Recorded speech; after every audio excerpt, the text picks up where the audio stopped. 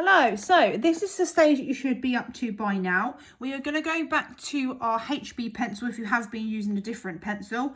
And we are going to start doing our Zentangle patterns. So you did a bit of a practice one before adding the Zentangle patterns and adding different widths.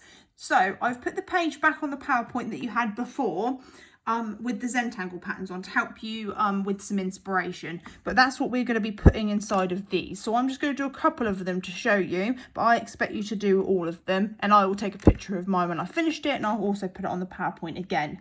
So what I'm going to start off with is this one here. I'm going to add zigzags all the way along. And again, I'm just using my HB pencil, making sure it's nice and sharp. So I'm just adding just the simple patterns in to start with. So I'm just going to add some zigzags on that one. There we go. On this one, I'm going to add some wavy lines. And again, you might want to put a piece of paper because you're going to smudge all your tonal otherwise. I'm going to do some wavy lines like this that have little circles in the middle. And I'm just using inspiration from the Zentangle pattern sheet that I've put on the PowerPoint. Again, you can add your own shapes and stuff into the patterns, but they're just to get you started.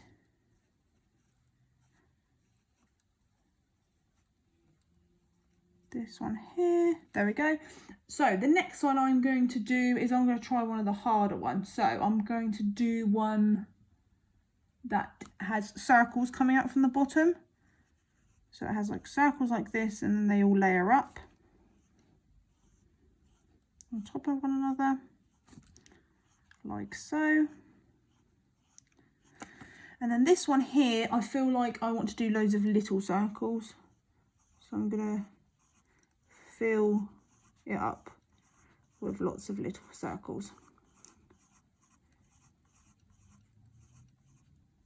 There we go. So I want you to finish obviously your tentacles all the way down to the bottom ones, but I'm just going to show you what I would do with these. So these are my Zentangle ones for so far. What I showed you before is changing the different widths of line and colouring in parts and stuff like that to make it more interesting to look at. And so because at the moment you can see they kind of all look very, very similar. They're different patterns, but they've got no colour in them.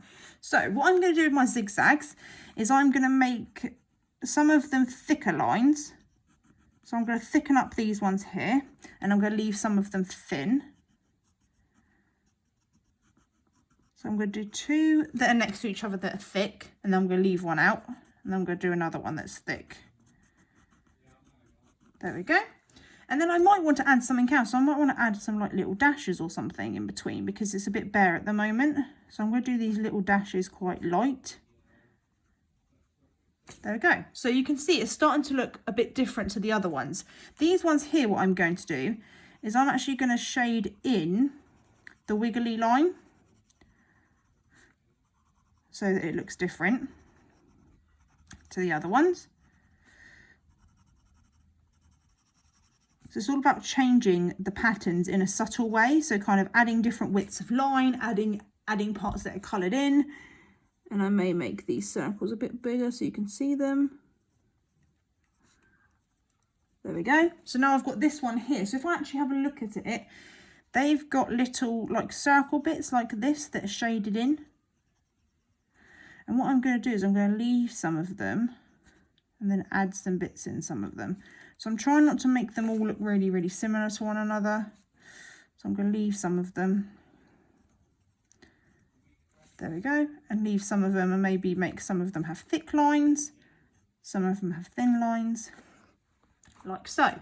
And you're going to have problems on some of them because, like I said before, the tentacles overlap some of them. That's why I told you to leave them because we'll do them at the end. But you'll see, like on this one, you'll kind of have to go around the outside of it. So these circle ones, what I'm going to do with this one is I'm actually going to colour in like around the outside of them. So kind of colour in the background of them to make them look slightly different. And you can see as these patterns are coming together, I've only done 4 patterns, but you can see that they look a lot different from one another than when I started. So when I started, they all look very, very similar. Now they look slightly different from one another. So that's about adding obviously different widths of line, adding some shading. What I would like you to do is I would like you to go down and finish all of your tentacles, which I'll show you when I've done the picture for my one. Then what you can do afterwards is if you have a pen, I think I showed you this before when we did the other Zentangle, if you have a pen at home that looks like this, it is a handwriting pen, this one is, but can you see the size of the nib? It's very, very small. It's not a felt tip because they're too big width of this bit up here, and you won't be able to get really small lines. If you want to, you can leave it in pencil if you don't have one of these at home, do not worry. But if you do, you can go back over the top with some of these. You can shade all the bits in that you had dark. I'm going to put the piece of paper back again. And you can go over it, and what it will do, it will just make, I only want you to do this on the Zentangle part, so don't be going over any of the bits that you've shaded. It will only work on these bits because they're patterns, whereas the other actually has tone, so it's going to be very hard to do a tone with a marker pen.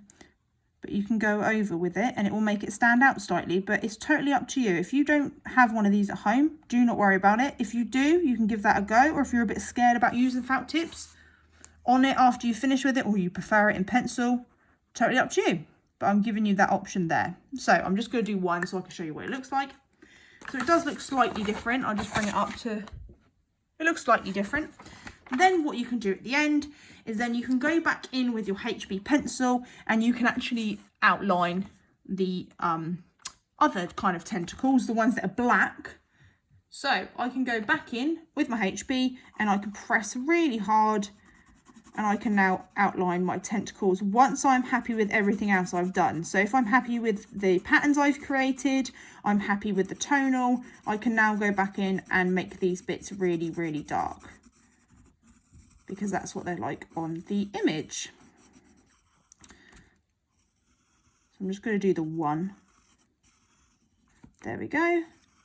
All the way down there, because they're meant to be very dark. So by the end of it, you should have a really cool looking jellyfish. I hope you had fun doing this. I'm really, really excited to see your outcomes, and I will be putting pictures when I finish the Zentangle so you can see what mine looks like, and you'll be able to see what my final one looks like, and we will look forward to seeing it.